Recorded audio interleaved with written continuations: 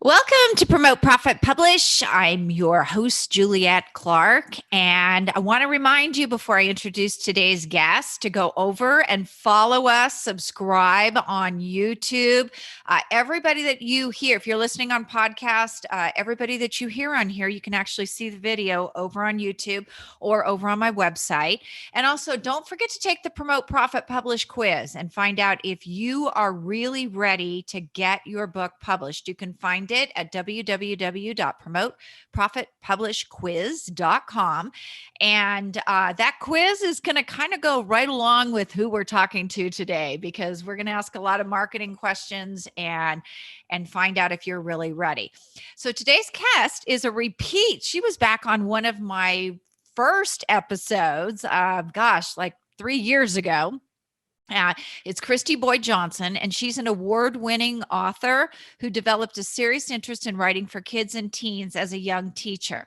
Over the years, she's ghostwritten over 30 nonfiction books for entrepreneurs. She now consults as a developmental editor to help entrepreneurs turn their vast knowledge into transformational books that sell. So welcome, Kristy. Thank you, Juliet, for having me back. It's so You're good to see you. It's great. Chris and I talk all the time. It's funny because it's Kristy Boyd. I always call her Chris. So, Chris and I met, like 2014, 2015 at an event, and we found ways to work together over the years. And she is sort of my trusted book coach and editor for people who bring me books.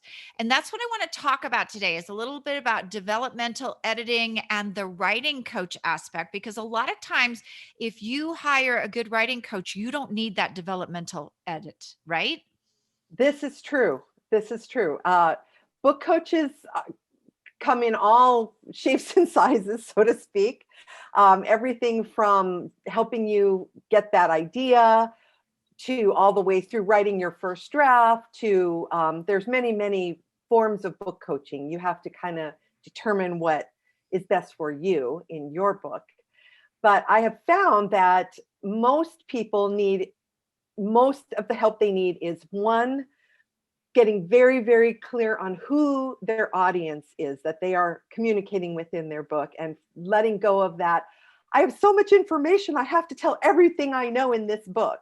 Don't do that. It's a big boo-boo. Let go of that. Let me give you an example, Juliet. I worked with a client who, in my former life, I was a teacher, a special ed teacher, and I had a friend who was way above me in the ranks, just knew everything, and she wanted to write a book. And I was helping her, and she was wanted to put all of her information. Well, she had tons of information, but the problem is that she had 3 different audiences to choose from. Oh. She could have been talking to other special ed professionals, in which case the way that she would be able to use the languaging in the book would be, she could use jargon and she could use teacher speak, and we would all understand it. But if she were writing to classroom teachers that were not special ed teachers, she had to figure out a different way to communicate, because those are different languages. And the third audience, of course, would be parents. If she had decided to write her book geared towards parents to help parents of special needs kids, that is a book you cannot use jargon with. You have to speak in very clear, easy to understand language. So once she got clear that she did in fact want to write for parents, we worked very hard to make sure that the way she was communicating her message was clear for parents, that parents could understand what they were seeing, what they were experiencing, what to expect, and specific things they could do to help their child in very easy to understand language. That was a very important thing. Right. Yes. And the second thing, of course, was the transformation that she offered. Again, offering all of her knowledge is too overwhelming. It had to be a very specific thing. For example, her first book, she did several, but her first book was about dyslexic children. We brought it down because there's a myriad of learning disabilities out there. And we specifically focused on parents of dyslexic children. So she gave very clear examples of, this is what a dyslexic child says. This is what they do. This is what the teacher will tell you that they are seeing in the classroom, so that parents could go, oh, that's what's going on with my kid. And then very specific steps of what to do to help that child, both at home and at school. So languaging and the book coaching, when you're working with someone who's very good at helping you focus your audience and your languaging message, your topic, those two things are what create your transformational book. They just can't beat that, because once your audience starts reading those books, they will go to you for information every time, not the guy down the street who's overwhelming them with all this information that they didn't want. That's an important fact.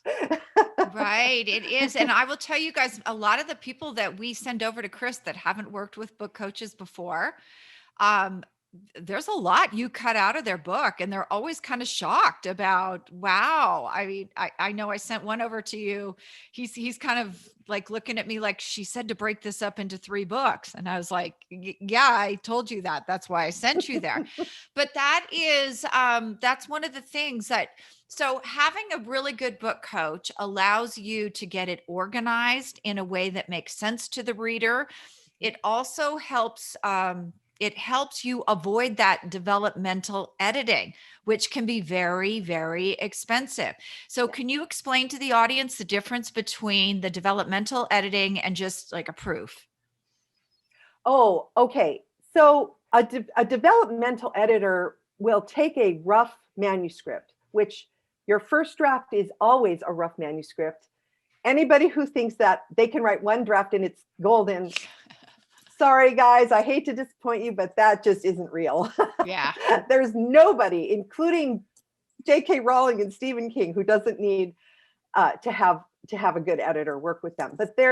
But of course, there's the developmental editing is taking your raw idea and literally shaping that manuscript into something that is workable, saleable, all the things that go into selling a book. And plus, on top of that, all the other things that go into editing anyway, like punctuation and spelling and grammar and sentence structure, and making sure that the book isn't one long sentence with no periods, which I have seen, which is very confusing. And a book coach, if you start your project with a book coach, the first thing that's going to happen is you're going to get really focused, as I said, on your audience and your topic. And that right there is going to help you save just a ton of time with not spinning in your head going, what am I doing? What am I doing? What am I doing? It's going to help you get just like, okay, I know what I'm doing now, and boom, boom, boom. And the coach will guide you along the way. Okay, these are your sections. In this section, we need a case study or a story, depending on what your topic is and your expertise is. In this section, we need some statistics, we need some proof, we need some testimonials, whatever, et cetera, and so forth, and helps you shape it from the beginning so that when you get to that first draft, that you probably won't need a developmental editor. You'll just need the final proof, which you have to have a final proof before editing, because there's a thing that happens to all writers, every writer on the planet and their editors. And it's that when you read something many, many times, your brain fills in gaps and you stop seeing the typos. Yes.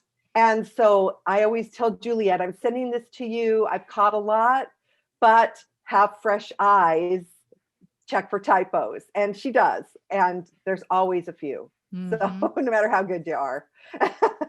Yeah. And even when Chris developmentally edited my last book, and we went page by page, and pretty much by the time we were done with it, reformatting ideas and doing, a lot of things that we should have done upfront. And we took so long writing the book between the two of us that the ideas morphed. I was probably one of her most difficult clients with it. So, working with a coach, working with a writing coach, typically, what's the time frame? What's the cost versus that developmental? I know the developmental edit is word count, pretty word count specific, but how much would you save working with a book coach up front? A good book coach, do you think? Well, I charge $2,000 per month for the duration. So, very focused writers, I've had it as short as 2 months where we put it together, and that was with a very motivated person who had a very specific deadline, where he had to have his book to you within Oh 2 yes, I months. remember that. Yeah. And so we did it, but it was a lot of encouragement on my part. It was stressful. That's what she's trying to say. Stressful. Stop being tactful. Stressful. It's stressful. A lot of butt kicking, actually. Yeah. I always say I'm this combination of a nurturing earth mama and, butt kicking coach. Like, do it. Stop rewriting your chapters. No. And I just want to say that for a minute too. We see a lot of that where people, they get down towards the end, it's fear, you guys. It's total fear. When you start rewriting your chapters over and over and over and over at the end, that's you sabotaging yourself and procrastinating. And Yes. we see a lot of that at the end, the imposter syndrome, which if you don't know what imposter syndrome is, go look up the episode. It was about a year ago with Jen Koken, because she works with imposter syndrome people who do this in other areas of their lives besides the book. But yeah, it's total fear. And that's exactly, we've noticed that with him over and over and over, that, he gets fearful and all of a sudden he can't remember what he's an expert in. It's kind of wow to watch. Like, wait a minute, why are you asking me? You're the expert. Yeah. You start feeling that perfectionism coming on.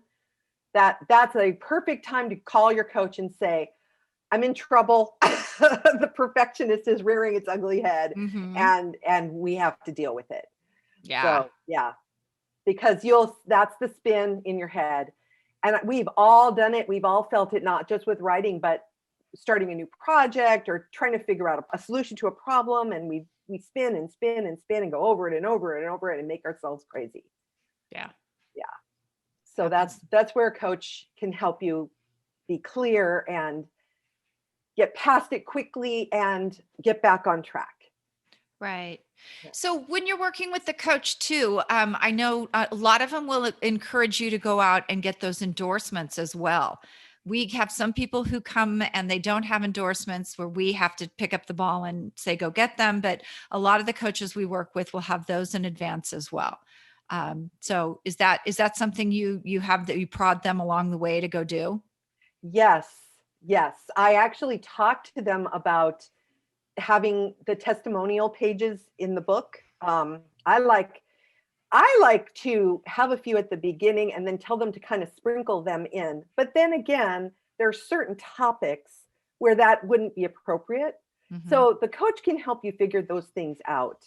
I just finished up with a client where her topic was such that we were able to find wonderful quotes by celebrities to sprinkle through the whole manuscript that drove the point home. And it worked out really, really well. And I worked with her on where we placed the quotes, because that was important too. Where they went in the manuscript was an important piece. And the questions of, do I have someone write a foreword or do I not? What do I put in my personal journey, and how do I do that? How do I put in do I need appendices or not? Do I need an index or not? It's just all those little things that just make people crazy. Yeah. And the endorsements seem to be really difficult for people because I'll tell you, you have to be bold. You have to be bold. I'm going to give a shout out here to a book that's coming out in October. It's called Namaste Bitches by Amy Thompson and Michelle Burke. And when I was working with them on their endorsements, I have to tell you, they reached out to the Dalai Lama. They told me they were going to do it. And I was like, okay. They just read me a letter. They showed me a letter this week that they got back from the Dalai Lama. He's not promoting their book, but it's just such a great example of, who's out there that you can ask. And, he said no in the most wonderful way, of course, because he is the Dalai Lama and is probably a staff member. But, we've had people too who've said, I want, this guy. And then you start putting out your feelers with who knows who that knows that person. And Amy Power's book back in March, she actually got that person. I reached out to someone who knew that person, who introduced her to this person's son, who got the endorsement. So, you really have to be bold about that part of your book too. You can't just be the writing mouse. You have to start getting really bold about who you're asking and what you're doing and promoting early. Yes.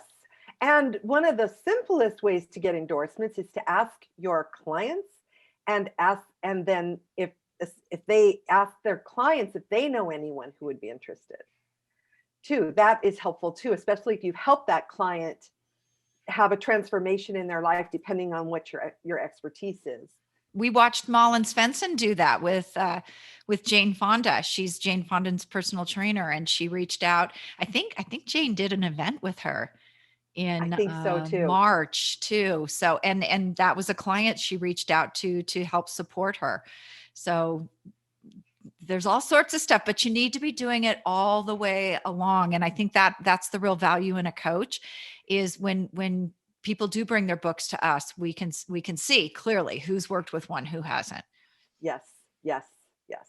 I can also see who has taken time to do some form of editing. If I get a raw manuscript that has had no editing, to me, it's almost like I'm back in school and I'm reading a paper written by one of the kids. Okay. I'm guilty. I'm totally guilty of that. I'll probably never write another book. I've about had it with books. Honestly, Julie, you were actually one of my easier clients. Really? Yes. That's funny. Okay. Yes. I feel sad for you right now. You know what? I love clients are funny. Just like any business, there are the easy parts and the difficult parts. And whenever we hit a block, that it's writer's block is made up of just whatever block is in the client. They don't want to hear something, or they want to do it their way, and they don't want to hear that it's not going to work,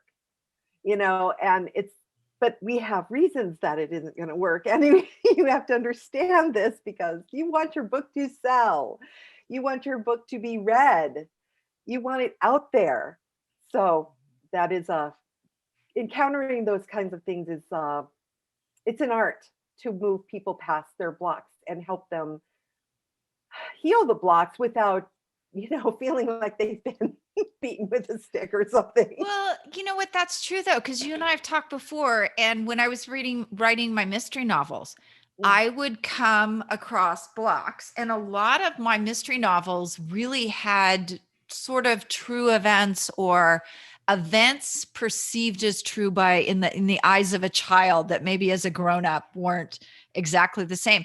But I always felt like when I got writer's block, it was, and you can substitute whatever your favorite is. I call it God, but if it's your higher power, or, whatever you call your higher power, kind of saying, I'm going to let you create something extraordinary here, but you're going to have to heal something for me. You're going to have to go through an obstacle. You're going to have to correct. I mean, and that was always what happened, is I'd have to pause, I wouldn't be writing, but I'd be very aware that there was something going on that was coming up that had to be healed in that process. And I think my favorite thing that goes along with that is when I read Elizabeth Gilbert's Big Magic, and that whole idea that if an idea comes to you and you don't act on it, then at some point that higher power is going to say, okay, I'm giving it to Chris, or, I'm taking it someplace else with somebody who will act on it. So, Yes. there's always, every book is a journey. And I know people say that and it sounds really cliche, but it is. Every book is a journey into healing something. Yes. And every book, bar none, is messy. You'll get all excited and in the creative flow, and that feels awesome. And you're, da da da. And then then you get to the hard part. Getting a first draft seems like the hard part, but it's not. The hard part is the second draft. Yeah. It's like jumping out of an airplane. The first time you learn how to parachute, you're like, yeah, let's go. And the second time you're like, I'm not going back up there. I know what's coming. Yeah, yes. And then comes the marketing piece, which people are like, oh my gosh, the book was easy. Like it was so easy. I love that. The parachuting. Mm. Yeah. It's the editing part is the hard part. And when the book coach is taking you through the part of, okay, we've got our viable first draft. Now we're going to take it apart and put it back together again in a way that works. And we're going to take out most of the stuff, by the way, that I've taken out of people's books that I've edited is repetition. Yeah. It's inevitably, they repeat themselves over and over and over. And that it comes from the passion in the topic. But it doesn't work in a book because people don't want to be beaten over the head. They would rather have a shorter book that is right on point with what they need. Especially in this day of tweets and texts and instant messages, everything is like this. Mm-hmm. And big fat books, unless you're Stephen King or J.K. Rowling, don't do a big fat book. It doesn't work. Mm-hmm. Yeah, that's why we have audiobooks now, because you can listen to the story instead of, I can't remember the last time I read a big book. Mm-hmm. Yeah. So where do we find you? If we want to connect and work with you, where can we find you and connect? Well, my email address is Kristy, spelled Kristy, at turtlecbooks.com. And if you email me, it comes directly to me. You will actually get me. And that's probably the easiest way. Or you can go to the website turtlecbooks.com too if you want to look. It's in development, but it's up, so you can check it out. Okay, great. That's probably the easiest way. Or you can find me on Facebook under Kristy Boyd Johnson. Fantastic. Well, thank you so much for sharing your information today. Thank you for having me, Juliet. I really appreciate you inviting me back.